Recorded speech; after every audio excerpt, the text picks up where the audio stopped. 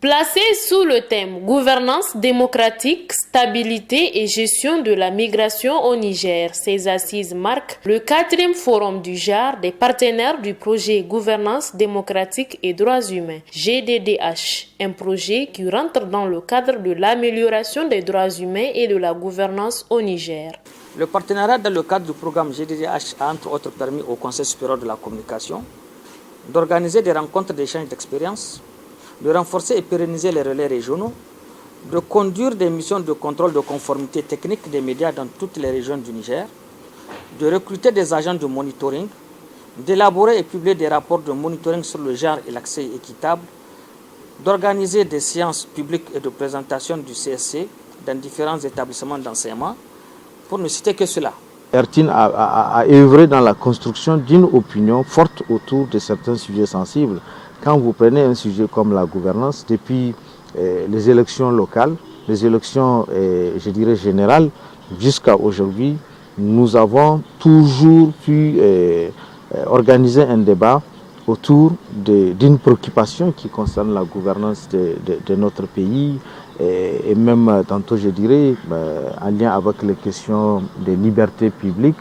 Pas plus tard qu'hier, nous avons animé un débat, diffusé un débat que nous avons enregistré sur les questions de l'espace civique qui s'est rétréci d'année en année. Et ça, vous savez que c'est une préoccupation. On ne peut pas construire une démocratie avec des libertés qui sont, je dirais, qui ne sont pas effectives. Donc, un des bilans qu'on peut tirer, c'est que nous avons donné aux acteurs sociaux, aux acteurs politiques, la possibilité de donner leur point de vue par rapport à tout ce qui se fait dans notre pays au quotidien. Dans le cadre de l'accomplissement de ces missions, la CNDH bénéficie du soutien de l'État et des partenaires, dont l'ambassade royale du Danemark, à travers le projet Gouvernance démocratique et droits humains, GDDH, mis en œuvre par l'ONG internationale Oxfam.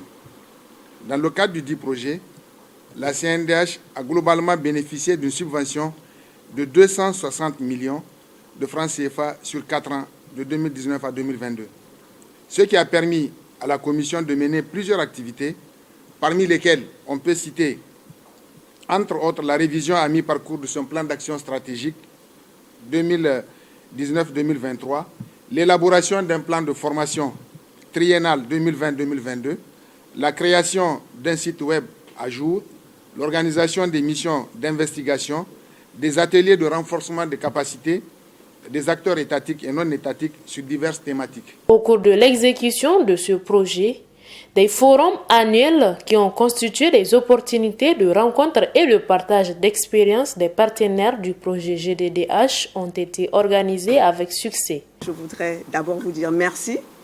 Merci à tous pour cette expérience enrichissante. Merci à tous pour cette expérience très variée, très diversifiée, qui nous a permis d'apprendre de vous, partenaires de GDDH. Je remercie particulièrement les institutionnels pour leur effort de manière à ce que les droits humains au Niger soient mieux connus et mieux promus, et que les populations nigériennes voient leurs droits, y compris les droits des migrants, respectés. Ce projet est financé par l'ambassade royale du Danemark, mis en œuvre par Oxfam Niger. Monsieur Papa Sosten Konaté, directeur pays de Oxfam Niger, s'est dit satisfait des résultats atteints.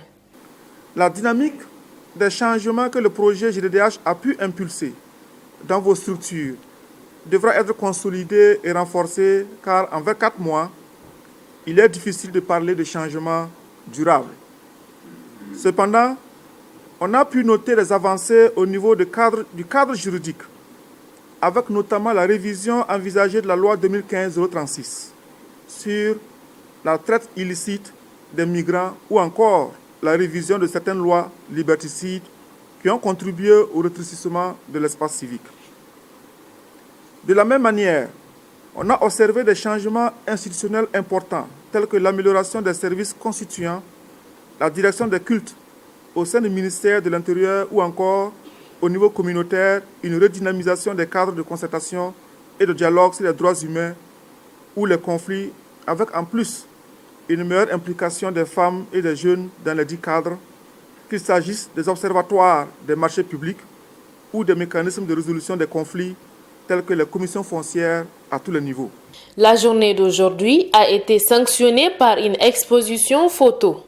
Pour rappel, une trentaine de partenaires bénéficient des subventions du projet GDDH. Le rendez-vous pour l'exercice de clôture du projet GDDH est prévu pour le mois de décembre prochain.